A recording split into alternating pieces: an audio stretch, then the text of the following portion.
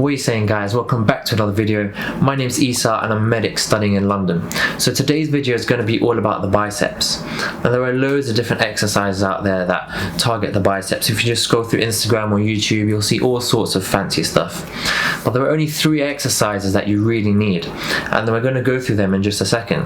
And if you get stronger at these 3 exercises, your biceps will absolutely blow up. On top of that, we're going to go through some tips and some training tips, and also a few extra exercises that you can do if you really want to maximize your results. But first, let's have a look at the anatomy. So the biceps, also called biceps brachii, that's the scientific term, is made up of 2 heads, the long head and the short head. The long head is on the outside, and that's what gives you the peak of the bicep. And the short head is on the inside, and it really makes your bicep look wide and gives it that bulk to it. Now both of these heads attach onto the same point on one of the bones in your arm called the radius bone, but where they begin is slightly different.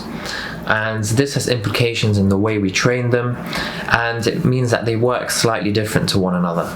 And that's why from the 3 exercises that we'll be looking at today, we'll see one overloading exercise which targets both heads, then one which targets the short head or the inside to give you that width, and finally a long head exercise which is going to really target that peak of your biceps. And if you really want to maximize your progress, we'll look at one more exercise at the end which will act as a supplementary exercise that you can also do.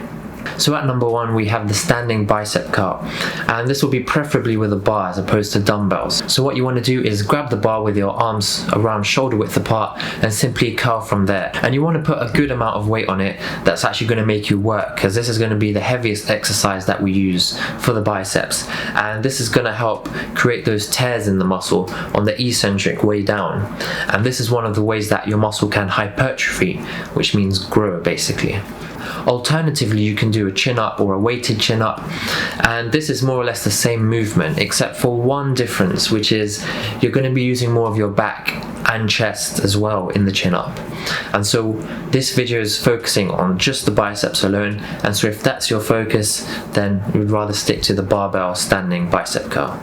Also, just to note, slight cheating with this exercise is okay. We use a tiny bit of momentum to get it up, as long as you control it on the way down, because this is the portion of the exercise that is really going to create the tears and actually cause the muscle to grow.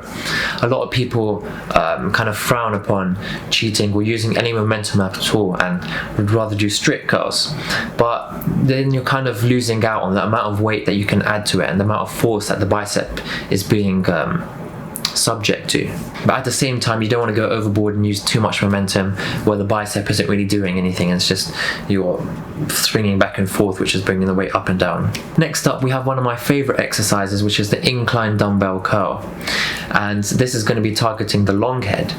So what it involves is getting an incline bench and placing your arms so that your shoulders are behind you, and you really want to keep your shoulders in place throughout the range of motion and then curl from there.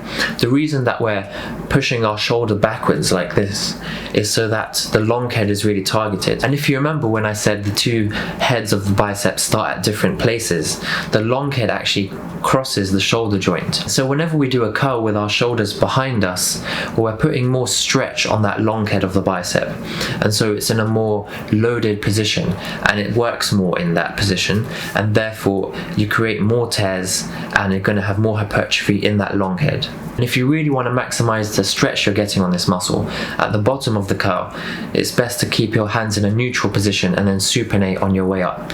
And so the 3rd essential exercise for building a massive bicep is the spider curl. And if you follow me over on Instagram, you would have seen that I posted this quite recently.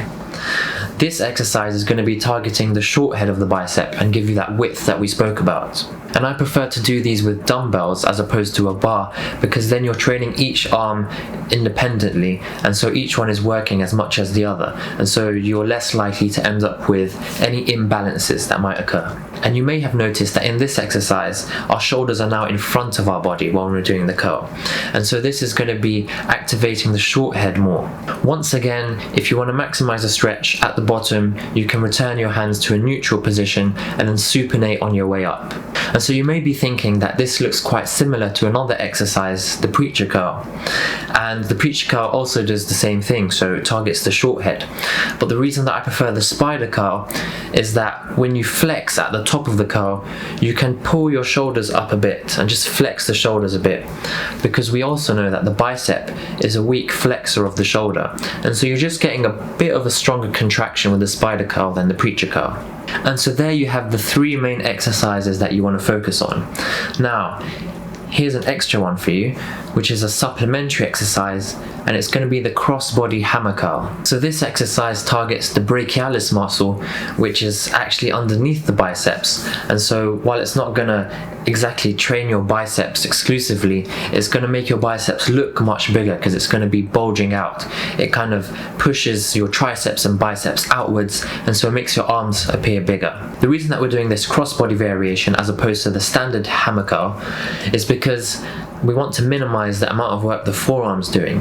And with this crossbody variation, we also know that the long head of the bicep is targeted more as well. And now just for a quick couple of bonus tips to help you on your way to growing your biceps. So the first off, we're going to talk a bit about the cables. So these exercises that we spoke about, there are also cable variations which you can do instead of using the normal free weights. And there's some downsides and some benefits of using the cable. So one benefit is that you're training a fuller range of motion. So with a weight, the only direction of work that you're doing is gravity. And so, for example, towards the top of a curl, the gravity is playing less of a role, and so it's a bit easier at the top.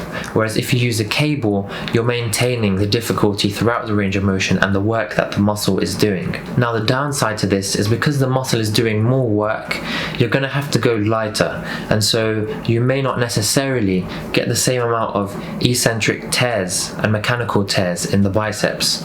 And so what I'd suggest is mixing it up, maybe every other week, or after doing 6 weeks of one, 6 weeks of the other, and just switching up so that we really get the best of both worlds. And also, if we're really trying to go for hypertrophy and muscle growth, it's best to do a high volume approach where you use a heavy weight and also do high amount of reps, as this is what's going to cause the muscle to grow the most. And this could be your standard 3 sets of 10, 4 sets of 8, or something like that. Having said that, we know there are different ways of growing the muscle. So there's eccentric hypertrophy, when you focus on the eccentric range of motion where you're lowering the weight, and that's what causes loads of tears in the muscle. And this is best to use on heavy exercises like the standing bicep curl. There's also a different way called metabolic stress, which can also cause hypertrophy.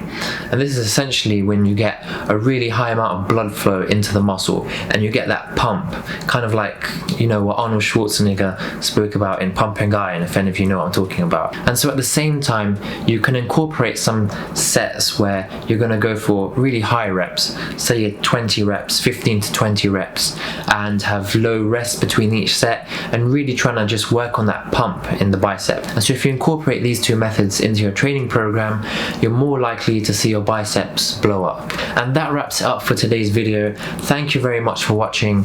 Please, if you're new to the channel and you want to see more videos with a scientific approach, click the subscribe button. If you found it interesting or helpful, click a like, it really does help. And also hit the notification bell if you want to stay up to date. Having said that, work hard but work smart, and I'll see you guys in the next video.